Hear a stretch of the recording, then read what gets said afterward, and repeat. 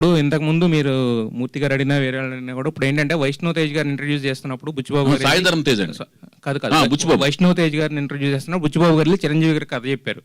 అలాగే సాయిధరం తేజ్ ఇంట్రడ్యూస్ చేసినప్పుడు మీరు పవన్ కళ్యాణ్ గారి దగ్గరికి వెళ్ళి చెప్పడం అనేది జరిగింది. ఆయన అవసరం లేదన్నారండి. అది అవసరం లేదన్నారు చెప్పేదండి.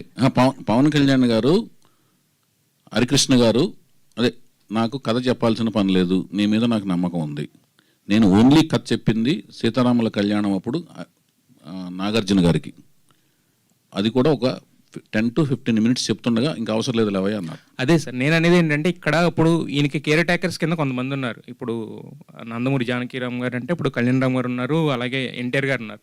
బేసిక్ ఏంటంటే మనం వారసుని ఇస్తామన్నప్పుడు ఇప్పుడు వైఎస్ చౌదరి గారు బాగా తీస్తారు సినిమాలు, ఓకే, బట్ ఎలాంటి సబ్జెక్టు ఏంటని తెలుసుకోవాలనేది జనరల్గా ఉంటుంది వాళ్ళు కేర్ టేకర్స్ కింద ఉన్నప్పుడు. ఒక పాయింట్ అన్నా చెప్పారు ఎవరికైనా, అంటే అందరి దగ్గరికి తిరగాల్సిన పని లేదు, కేర్ టేకర్ కింద ఉన్న వాళ్ళకి లేదా అట్లీస్ట్ వాళ్ళ మదర్కైనా ఒక పాయింట్ అనేది చెప్తాం కదా ఎవరికైనా. చెప్పకుండా మనం డైరెక్ట్గా ఇలా వైఎస్ చౌదరి గారు వచ్చారు సినిమా అంటే ఇచ్చారు కదా ఎవరు కూడా. ఎవరు నేను ఎవరికి ఏమి చెప్పి ఇంతవరకు నేను ఆ ఫస్ట్ చెప్పిన సీతారాముల కళ్యాణం తర్వాత ఇంతవరకు ఎవరికి కథ పాయింట్ ఇదని చెప్పి నేను సినిమాలు చేయలేదండి. కథ మొత్తం చెప్తాను, అందరికీ చెప్తాను, అందరికీ చెప్పాను.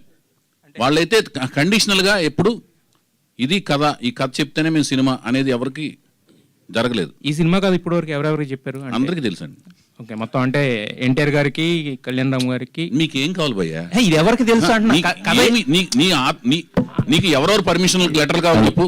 కాదు కదా మీకు కథ అందరికి తెలుసు కదా, ఎవరికి తెలుసు అని అడుగుతున్నాను. నీకు ఈ ప్రెస్ మీట్ ద్వారా ఏం కావాలి చెప్పు.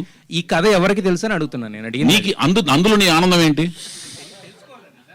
నీకెందుకు తెలియాలంటున్నాను సార్, నీకెందుకు తెలియాలి? మీ ఆలోచనకి అంతరంగం ఏంటి? బాహ్య రూపం అర్థమైంది, లోపల అంతరంగం చెప్పు. అంతరంగం ఎందుకు అంటున్నది? ఈ సినిమాకు ఉపయోగపడేది అన్నది ఎవరికి?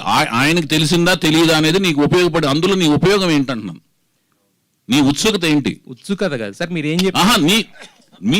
ఇప్పుడు కాదండి, సినిమా చేసే అతనికి తెలుసా తెలియదా అని అడగటం వరకు మీకు వాళ్ళు సినిమా చేసేవాడికి తెలుసు, మీరు అది అడగలేదు. వాళ్ళ కుటుంబంలో అందరికీ తెలుసా అని అడుగుతున్నారు. వైఎస్ గారు